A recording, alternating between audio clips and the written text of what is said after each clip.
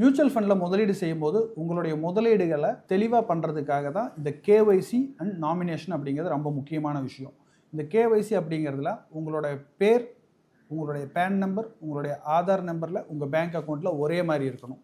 அப்படி இருக்கும்போது நீங்கள் கேஒய்சி பண்ணிட்டீங்கன்னா ரொம்ப கிளியராக சேஃபாக இருக்கும். இன்னொன்று நாமினேஷன். இந்த நாமினேஷன் அப்படிங்கிறது இதுக்கு முன்னாடி எப்படி இருந்ததுன்னா நீங்கள் ஜஸ்ட்டு நாமினி பேர், அவங்க ரிலேஷன்ஷிப், அவங்களுக்கு என்ன சதவீதம் உங்கள் முதலீடுகளில் பங்கு போகணும்னு மென்ஷன் பண்ண போகுது. இந்த ஜூன் 1லேருந்து என்ன அப்டேட் வந்திருக்கு அப்படின்னா உங்களுடைய நாமினியோடைய ப்ரூஃப் ஒன்று நீங்கள் சப்மிட் பண்ணணும். அது என்னென்னா either PAN or Aadhaar submit பண்ணணும். அவங்களுடைய email ID and mobile number is கண்டிப்பாக மேண்டேட்ரியாக நீங்கள் கொடுக்கணும். அப்படி இருந்தால் தான் நீங்கள் நாமினேஷன் ரெஜிஸ்டர் பண்ண முடியும். இது உங்கள் எக்ஸிஸ்டிங் இன்வெஸ்ட்மெண்ட்ஸ்லையும் மியூச்சுவல் ஃபண்ட் இன்வெஸ்ட்மெண்ட்ஸ்லையும் நீங்கள் இந்த நாமினேஷனை இதே மாதிரி தான் அப்டேட் பண்ணணும்.